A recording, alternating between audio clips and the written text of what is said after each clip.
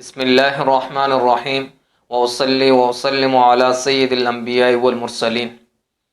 قرآن مجید ایک ایسا عظیم الشان سمندر ہے جس کا پانی کڑوا نہیں بلکہ اس کا ہر ایک قطرہ بھرپور، لذیذ اور شیریں ہے۔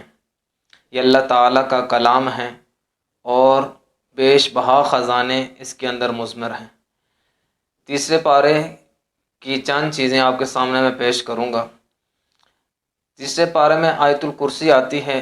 حضرت ابو ہریرہ رضی اللہ تعالیٰ عنہ فرماتے ہیں، روایت کرتے ہیں نبی علیہ السلام سے، نبی علیہ السلام نے فرمایا کہ یہ سیدۃ آیت القرآن ہے، قرآن مجید کی عظیم الشان صورت ہے۔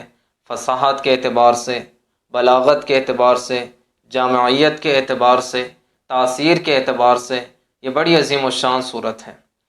اور فرمایا جس گھر میں یہ صورت پڑھی جائے اس گھر سے شیطان نکل جاتا ہے، اور جو شخص ہر فرض کے نماز کے بعد آیت الکرسی پڑھتا ہے تو اس کے درمیان اور جنت کے درمیان صرف ایک موت حائل ہوتی ہے۔ جیسے ہی وہ مرتا ہے تو اللہ تعالیٰ اس کو جنت کی وہ بہاریں، وہ جنت کے مناظر دکھا دیتے ہیں، اس کو تسکین اور راحت حاصل ہو جاتی ہے۔ بڑی عظیم الشان صورت ہے، بہت فوائد کی حامل ہے۔ ہم اس کا ورد کریں، اس کو پڑھتے رہیں، روز پڑھیں، فرض نماز کے بعد پڑھیں، انشاءاللہ قرار دل کے اندر محسوس کریں گے۔ اسی طرح ابراہیم علیہ السلام کا واقعہ بھی ہے کہ اللہ تعالیٰ سے فرمایا کہ کیف تحیی الموتى، یا اللہ آپ مردوں کو کیسے زندہ کریں گے؟ ان کی ایمان میں کمی تو نہیں تھی، بس دیکھنے کی جو بات ہوتی ہے اس کی ایک عجب ہی لذت ہوتی ہے، ایک اپنی بات ہوتی ہے۔ تو اللہ تعالیٰ نے ان کو فرمایا فخذ اربعۃ من الطیر فصرہن الیک ثم اجعل علی کل جبل منہن جزءا، کہ ایک پرندہ لیں، اس کے ٹکڑے کریں پہاڑوں پہ۔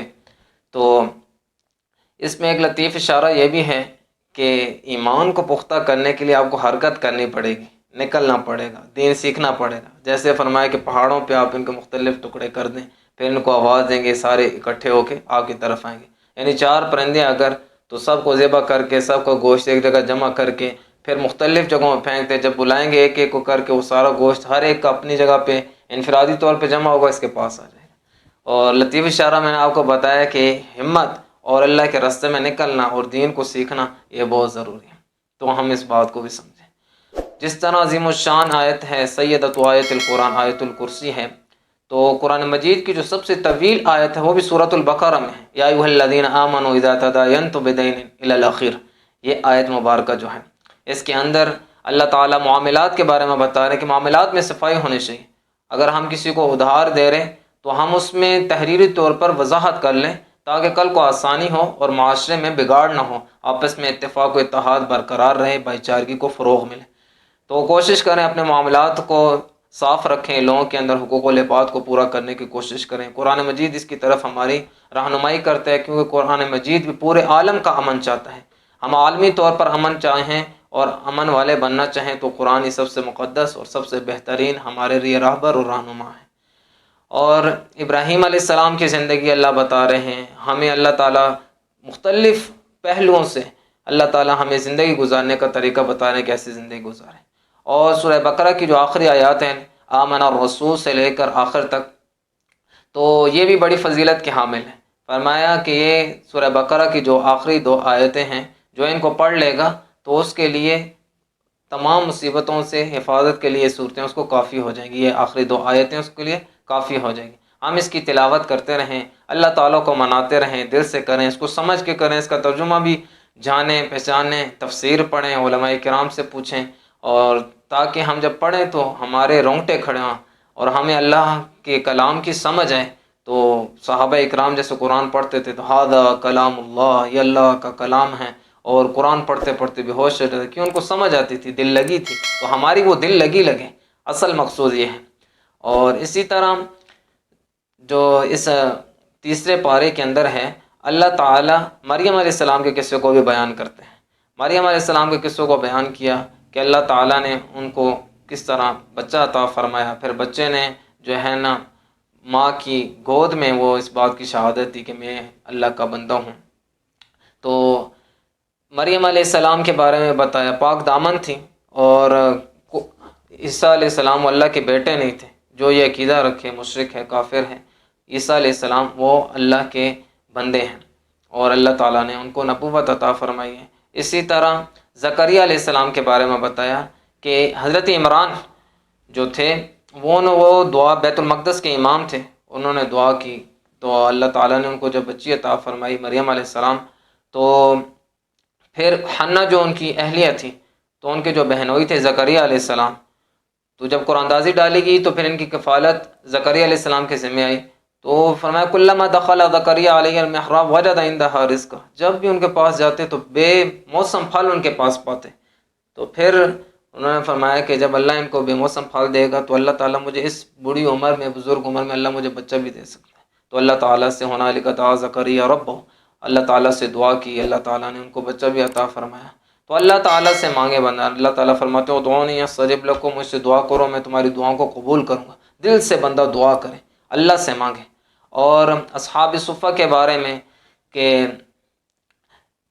اللہ تعالیٰ فرماتے ہیں للفقراء الذین احصروا فی سبیل اللہ، تو عبداللہ ابن عباس رضی اللہ تعالیٰ عنہ اس آیت کے بارے میں فرماتے ہیں یہ اصحاب صفہ کے بارے میں کہ ایسے لوگ کہ جنہوں نے علم کی خاطر سب کچھ چھوڑ دیا اور نبی علیہ السلام کے دربار میں آ پڑے ہیں اور دین کو سیکھتے ہیں۔ اب نبی علیہ السلام پوری دنیا کے انسانوں میں سب سے زیادہ عقل مند اور دانا تھے۔